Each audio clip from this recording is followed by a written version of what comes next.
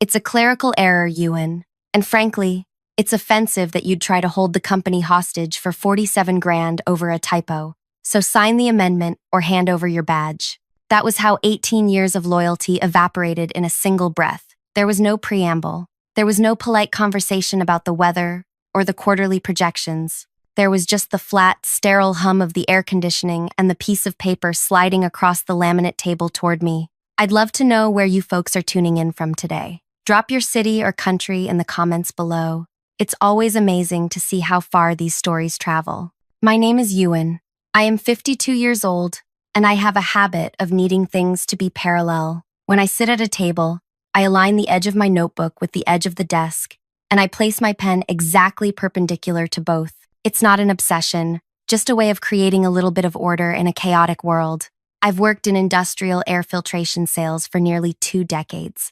It isn't the kind of job that people make movies about.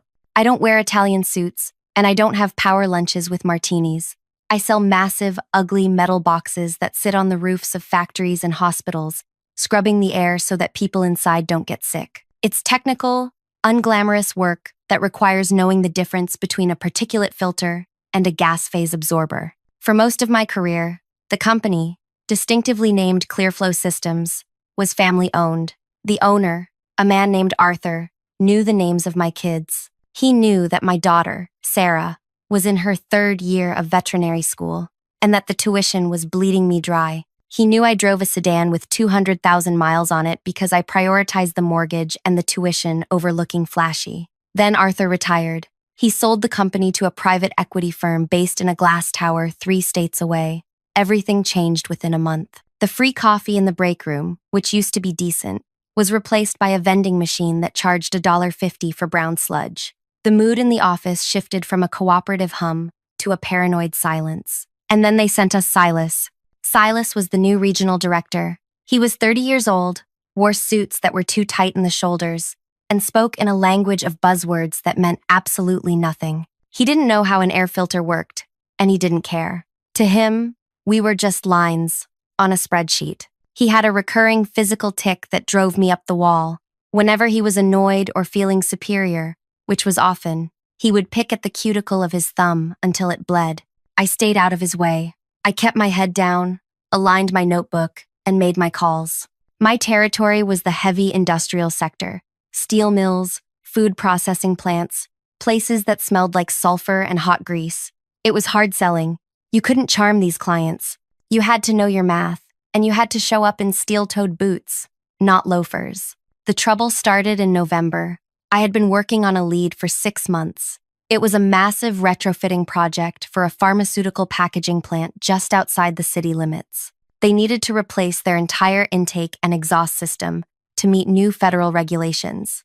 It was the kind of job that could make a year's quota in one hit. The commission structure in my contract, the one I had signed 5 years prior, and which had been honored ever since, was straightforward. I received a base salary, which was modest, and a commission of 3% on gross sales. For anything over $1 million, the commission jumped to 4% on the total amount. It was an accelerator clause, designed to incentivize us to chase the whales. The pharmaceutical project was priced at $1.2 million. I did the math on the back of an envelope one night in my kitchen. 4% of $1.2 million was $48,000. After taxes, that would pay off the rest of Sarah's tuition for the year and put a new roof on the house, which had been leaking since the spring rains. It wasn't just money. It was breathing room. It was the ability to sleep through the night without doing mental arithmetic about credit card interest rates. I worked that deal like my life depended on it. I drove to the plant 14 times. I walked the roof with their facility manager, a guy named Miller who didn't trust salespeople. I measured the ductwork myself. I sat in their conference room and redlined blueprints until my eyes blurred. Silas, predictably, was useless. "Why is this taking so long, Ewan?" he asked me one afternoon, leaning against my cubicle wall. He was picking at his thumb. "You're burning gas and time.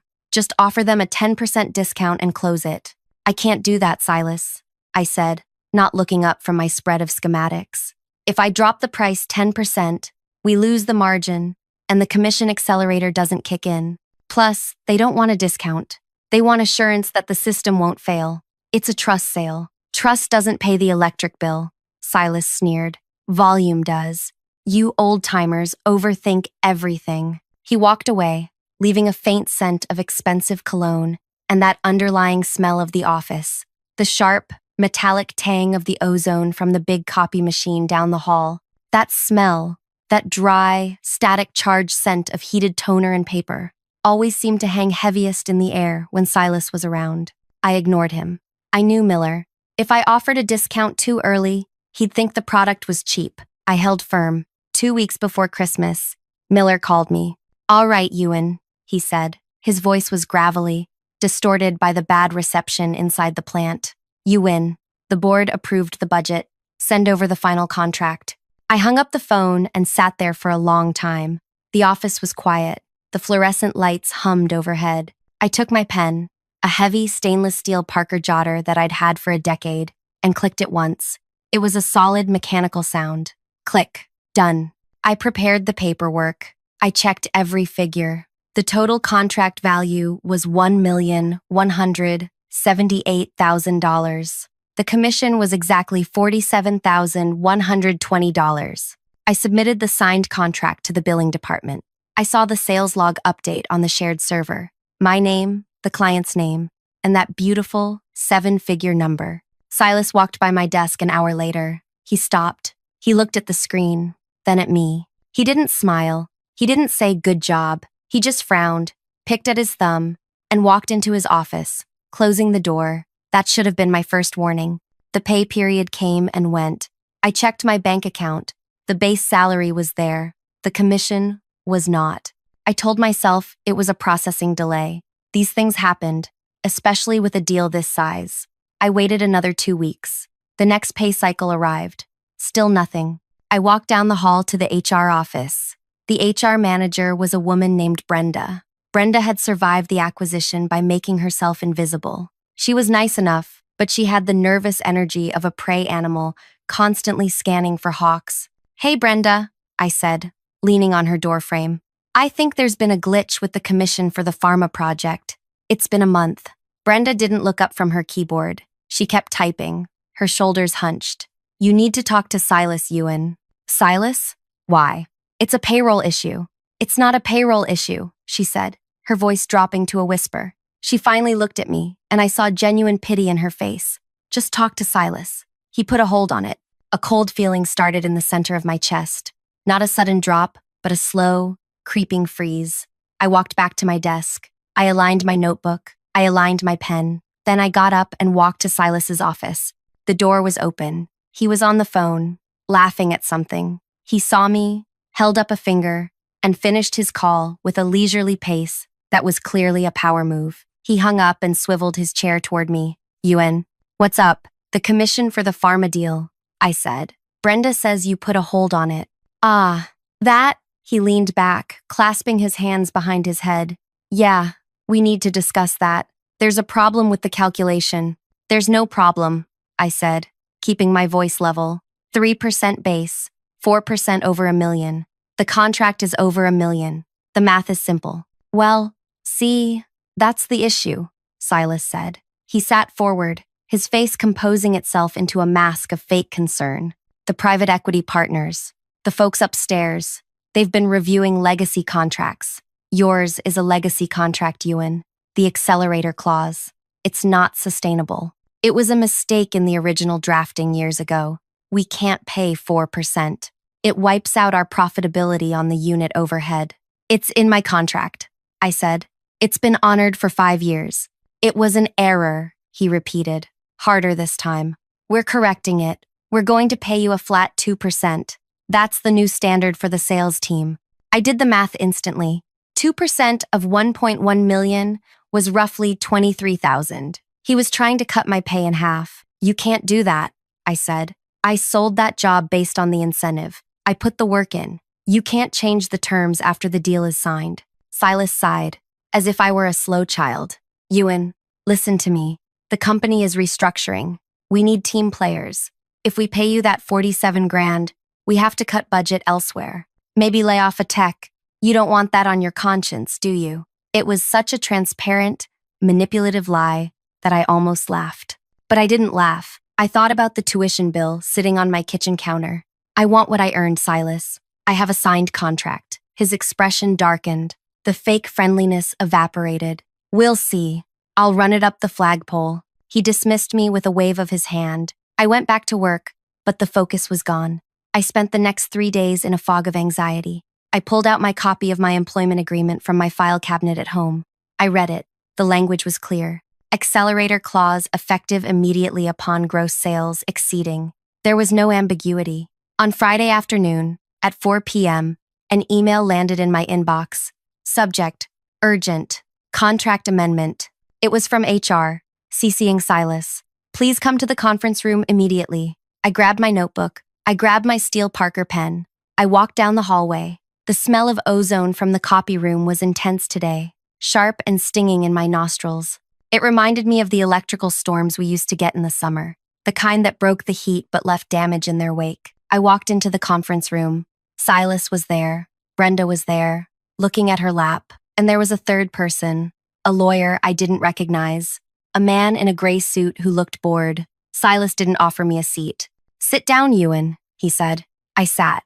I placed my notebook on the table. I aligned it with the edge. I took out my pen and set it down, parallel to the notebook. We've reviewed your situation, Silas said. He pushed a document toward me. It was a single sheet of paper, densely packed with text. This is a mutual agreement to modify your compensation plan, retroactive to the start of this quarter. It standardizes your commission to 2%. It corrects the clerical error in your legacy contract. And if I don't sign it? I asked. Silas smiled, but it didn't reach his eyes. Then we have to terminate your employment for cause, insubordination, refusal to accept company policy. And if we fire you for cause, Ewan, you get 0 commission, not 2%, 0. And we'll fight your unemployment claim. You're an expensive relic, Ewan, he added, the words landing like stones. And honestly, we're doing you a favor by letting you keep the base salary at all. So just sign the waiver and stop acting like you earned that money. I looked at the paper. It was an ultimatum. Sign away $24,000 or lose the job and the entire $47,000. They knew I had a mortgage. They knew about Sarah's school. They had leveraged my life against me. The lawyer checked his watch. Brenda shifted in her seat. This is illegal, I said softly. It's at will employment, the lawyer said. His voice was dry, like shifting sand. We can change the terms of employment at any time. You can accept the new terms, or you can resign. Those are the options. I looked at Silas. He was picking at his thumb again. A tiny bead of blood was forming near the nail. He looked confident. He held all the cards. I was 52. Getting a new job in this market, at my age, with a termination for insubordination on my record, it would be a nightmare. My heart was hammering against my ribs, a frantic, caged rhythm. I needed that money. But more than that, I needed the job to keep paying the bills while I looked for something else. If I walked out now, I lost everything. I need to read it, I said. It's standard boilerplate, Silas said, annoyed. Just sign it. I read everything I sign, I said. It's how I do my job. Silas rolled his eyes and checked his phone. Fine. You have 5 minutes. I have a tea time. I picked up the document. I adjusted my glasses. I began to read. The document was titled Compensation, Adjustment, and Release of Claims. It was nasty. It stated that I acknowledged the previous commission rate was an error. It stated that I agreed to the new rate of 2%. It stated that I waived any right to sue for back pay. It was a total surrender. I read slowly. The room was silent, except for the hum of the ventilation and the wet sound of Silas worrying his cuticle. Paragraph 1, definitions. Paragraph 2, the new rate. Paragraph 3, the waiver. I got to the bottom of the page. There was a section for employee remarks, addendums, followed by the signature line. It was a small box, usually meant for things like copy received or minor clarifications. My mind was racing. I felt a surge of anger so hot it almost made me dizzy, but I forced it down. I forced it into the cold, logical part of my brain, the part that organized papers and calculated airflow resistance. They were arrogant. They were lazy. Silas was checking his phone. The lawyer was looking out the window. Brenda was staring at her shoes. They weren't watching me. They were just waiting for the result. I gripped my pen. The heavy stainless steel felt cool in my hand. Do you have a problem with paragraph 4? I asked, pointing to a random section. Silas didn't even look up. It's standard, Ewan. Just sign. Okay, I said. I'm signing. I lowered my head. I moved my hand to the paper. I didn't sign immediately. Instead, I moved my pen to the blank lines in the remarks section. I wrote quickly. My handwriting is small, precise, and very legible. I wrote one single sentence, a sentence that changed the meaning of the entire agreement. Then, below that sentence, in the designated box, I signed my name, Ewan J. Miller. I capped my pen. The click sounded loud in the room. Done?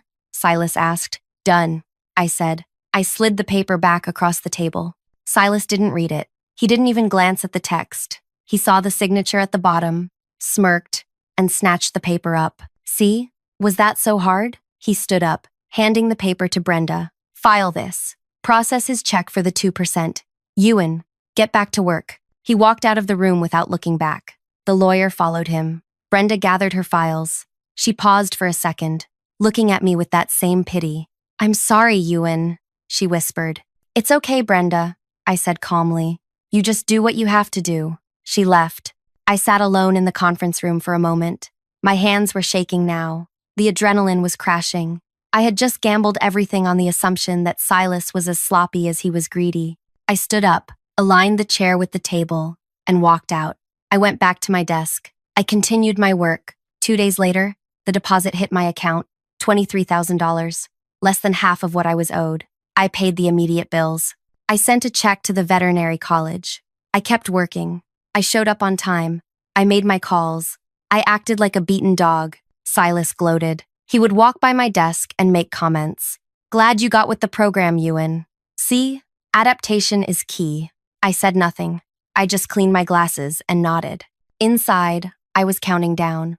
I needed a specific amount of time to pass. I needed the pay cycle to close completely, so that the transaction was a matter of permanent record. I needed them to feel safe. The atmosphere in the office grew worse. Emboldened by my submission, Silas started squeezing the other reps. He cut travel budgets. He changed the commission structures for the junior guys. He was tearing the department apart to boost the short-term margins, probably to secure a bonus for himself. He didn't know that inside my desk drawer, I had a photocopy of the document I had signed.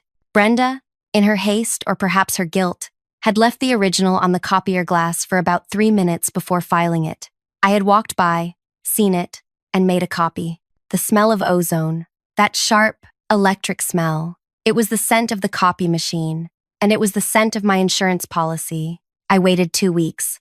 On a Tuesday morning, exactly 14 days after I signed the document, I walked into the office. I didn't go to my cubicle. I went straight to the break room, poured a cup of the terrible vending machine, coffee, and then walked to Silas's office. He was there, feet on his desk, reading a sports magazine. Silas, I said. He looked up, annoyed. What now?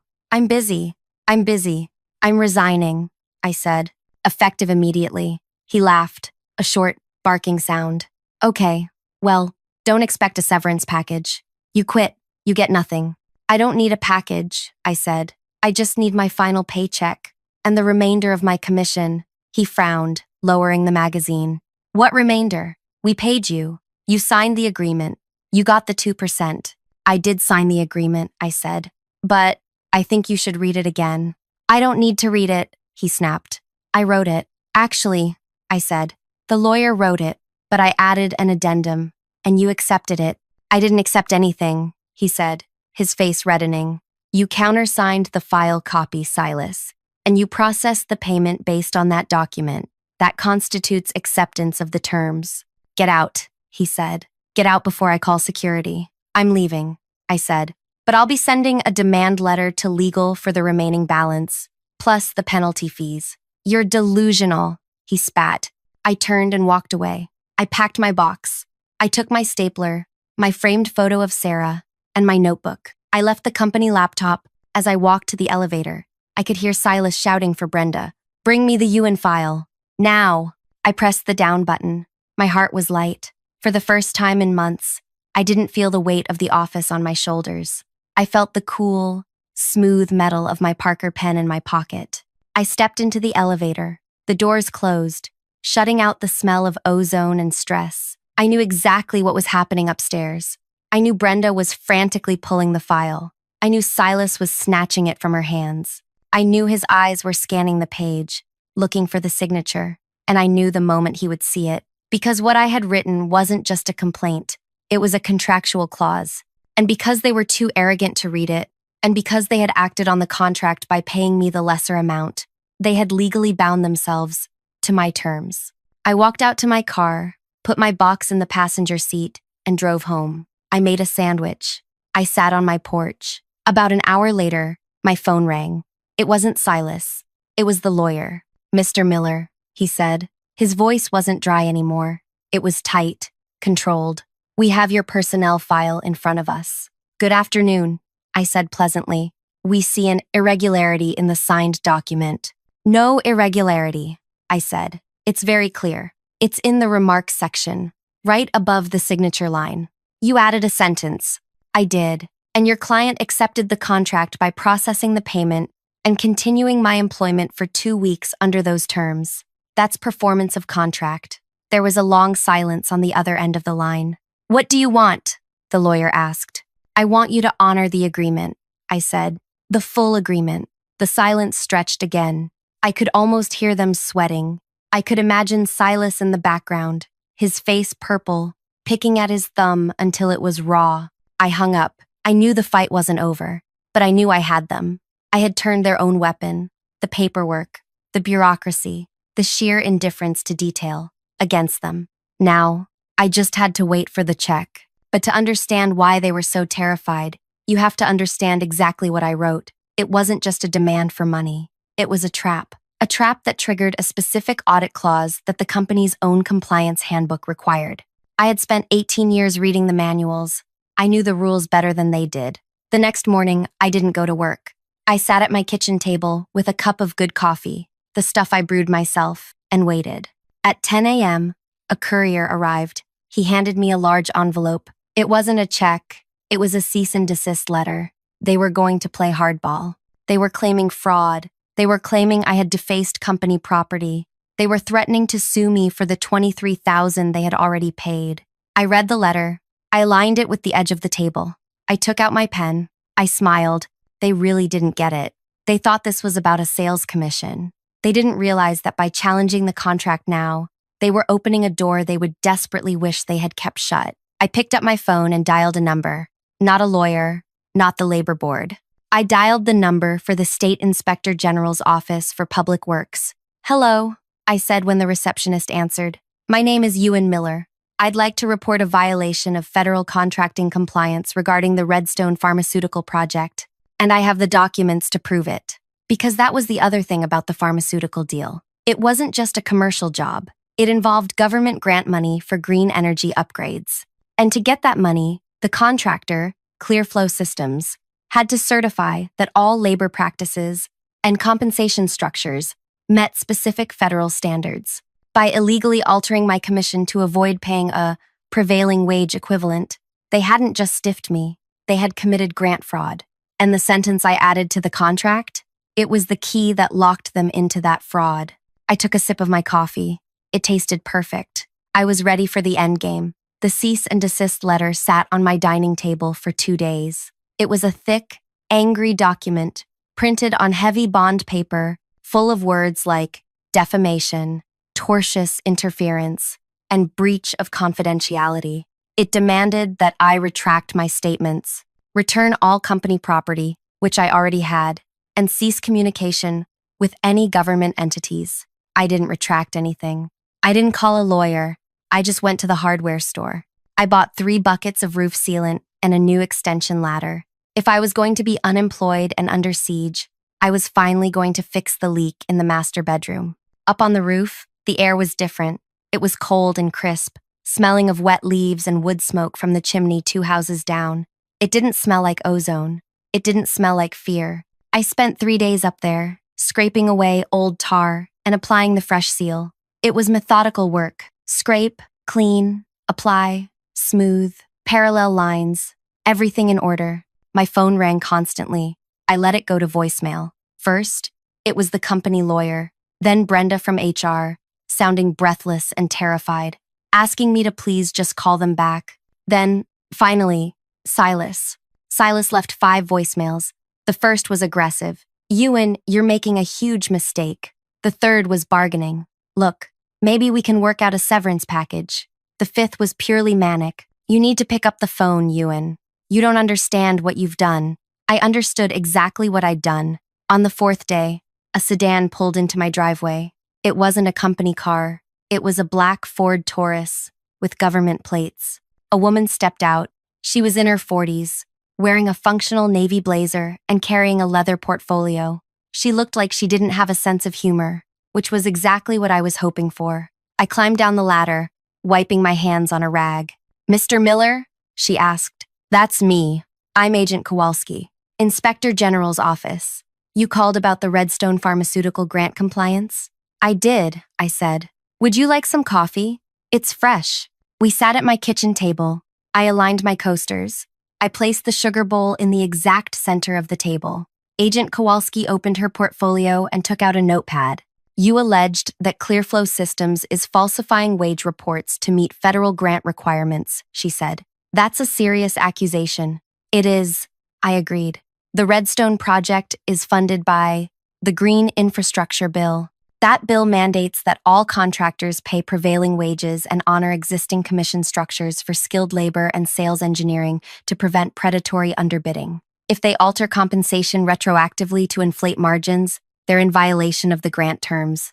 It's fraud. And you have proof?" "I have the contract," I said. "And I have the modification they forced me to sign. But more importantly, I have the proof that they accepted my terms, which explicitly stated that the wage reduction was a violation." She looked at me, puzzled.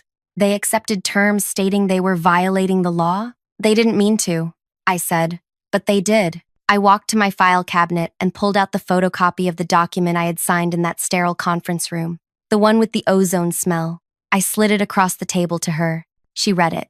Her eyes scanned the standard boilerplate, the paragraphs of legal jargon designed to strip me of my rights. Then her eyes reached the bottom of the page. She stopped. She leaned in. A slow, small smile appeared on her face. "They processed the payroll based on this?" she asked. "They did. The check cleared 2 weeks ago. And nobody flagged this?" "Silas was in a hurry," I said. "He wanted to make his tea time." Agent Kowalski closed her notebook. She looked at me with a newfound respect. "Mr. Miller," she said, "I think I need to pay a visit to your former employer. Would you be willing to come in for a formal deposition?" "I'd be happy to," I said. "Actually," she said, checking her watch, "I'm heading over there now to secure their records before they have a chance to misplace anything. Since you're the whistleblower, your presence isn't required, but," she trailed off, looking at the document again. "It might be helpful if you were there to identify the original signatories." I put on my best jacket. I put my Parker pen in my pocket. We drove to the glass tower in her car. Walking back into that building felt surreal. It had only been a few weeks, but it felt like a lifetime. The receptionist looked up, saw me, and her eyes went wide. She started to reach for the phone, but Agent Kowalski flashed her badge. "Don't make any calls," Kowalski said calmly. "We're going to the executive suite." We rode the elevator up. The silence was heavy. The smell of the building hit me again. That recycled air, the faint scent of carpet cleaner and toner. But it didn't make my stomach knot up this time. This time, I was the one bringing the storm. We walked straight past the assistants and into the main conference room, the same one where they had slid the paper across the table to me. Silas was there. So was the company lawyer, the man with the dry voice, and a new man, someone older, in a very expensive suit. This must have been the private equity partner. They were in the middle of a heated discussion, papers strewn across the table. When we walked in, the room went dead silent. "Who is this?"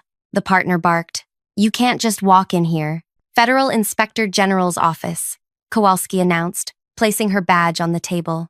"And you know Mr. Miller." Silas looked like he had seen a ghost. His face was pale, clammy. He was picking at his thumb so hard I could see a smear of blood on his cuff. "This is harassment," the lawyer said, standing up. We have already sent a cease and desist to this former employee. He is disgruntled and, sit down, Kowalski said. It wasn't a shout. It was a command. The lawyer sat. We are investigating a report of grant fraud regarding the Redstone contract, Kowalski said. Specifically, the manipulation of sales commissions to bypass overhead caps. That's ridiculous, the partner said, glaring at Silas. We adhere to all compliance standards. We corrected a clerical error in Mr. Miller's contract. He agreed to it. He signed the waiver. I did sign it, I said. My voice was calm. I stepped forward to the table. I didn't sit. I stood at the end, looking down at them. But you didn't read what I signed. We read it, Silas shouted. His voice cracked. It was the standard form. Show them, Silas, I said. Show them the document. The one you filed. The one you used to cut my check. Silas looked at the partner. The partner nodded, his eyes cold. Silas fumbled with a folder in front of him. His hands were shaking. He pulled out the sheet of paper. It's right here, Silas said. He signed it. Ewan J. Miller. Read the section above the signature, I said. The remarks box. Silas looked down. He squinted. The room was so quiet you could hear the hum of the hard drive in the corner. It says, Silas started, then stopped. He swallowed hard. Read it, the partner demanded. Silas's voice was a whisper. It says, Addendum A. Acceptance of this reduced payment constitutes company admission that the original debt remains valid. Remaining balance of $24,120 is acknowledged as overdue, payable, net 30 days. Failure to remit balance voids this waiver and constitutes a confession of noncompliance with federal regulation 52.22 2-4, grant fraud. Silence. Absolute, crushing silence. The partner snatched the paper from Silas's hand. He read it himself. His face went from red to a terrifying shade of purple. He looked at the lawyer. Did you see this? The partner hissed. The lawyer looked sick. I prepared the blank form. I didn't review the executed copy. Silas said he handled it. He said the employee just signed it. You processed the check, I said softly. You paid me the $23,000. In contract law, that is performance. You accepted the counteroffer. By paying me the lower amount, you legally agreed that it was only a partial payment and that you were admitting to the fraud if you didn't pay the rest. I looked at Silas. He had stopped picking his thumb. He was just staring at the table, realizing his life was over. You tried to steal $47,000 from me, I said. And because you were too arrogant to read one sentence, you just admitted to the federal government that you're defrauding a multi-million-dollar grant. Agent Kowalski stepped forward. If that document is the basis for your payroll records, she said to the partner, then you have legally certified that you are in non-compliance, which means the Redstone grant is immediately suspended pending a full audit. We'll be seizing your servers now. The partner looked at me. There was no arrogance left, only calculation. He knew how much the Redstone deal was worth. He knew how much a federal fraud investigation would cost. It would destroy the firm's reputation. It would kill the stock price. Everyone out, the partner said, except Mr. Miller and the agent. Silas, get out, he added, his voice like ice. Silas stood up. He looked at me one last time.